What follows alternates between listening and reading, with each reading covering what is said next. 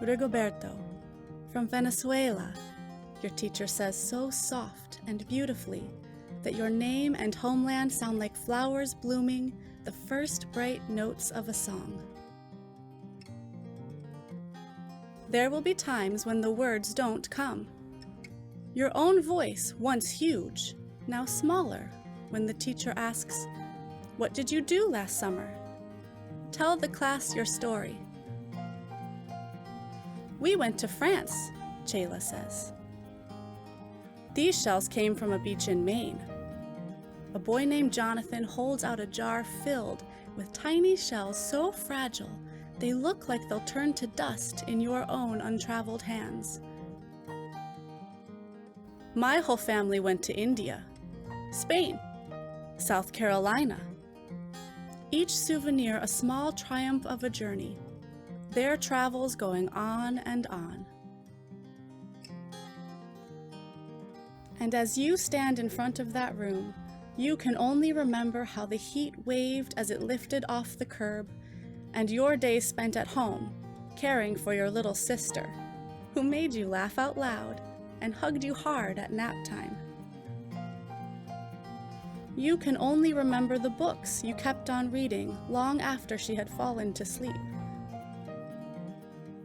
And in that room, where no one else is quite like you, you'll look down at your own empty hands and wonder, what good is this, when other students were flying and sailing and going somewhere?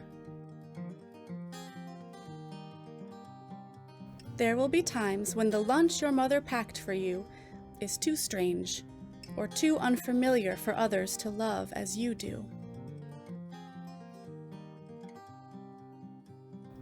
When even your own friend Nadia will wrinkle her nose and say, "What's in there anyway?" And you'll wonder how she doesn't see the rice beneath the meat and kimchi. You'll wonder why she doesn't remember that rice is the most popular food in the world.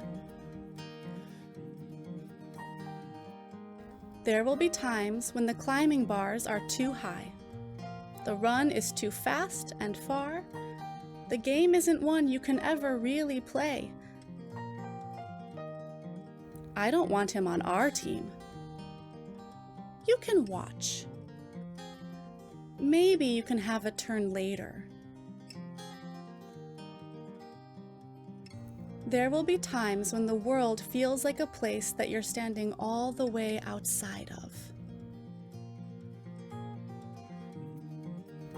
And all that stands beside you is your own brave self, steady as steel and ready, even though you don't yet know what you're ready for.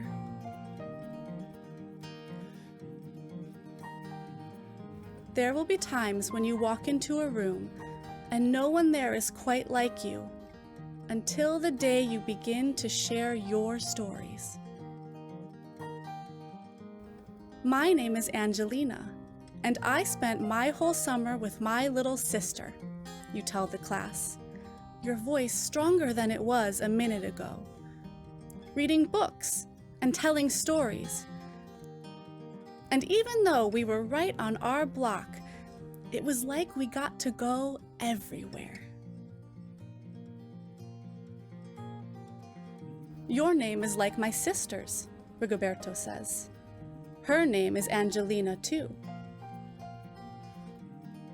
And all at once, in the room where no one else is quite like you, the world opens itself up a little wider to make some space for you.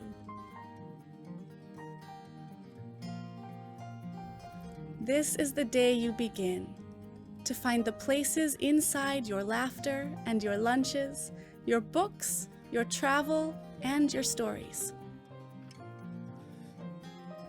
where every new friend has something a little like you, and something else so fabulously not quite like you at all.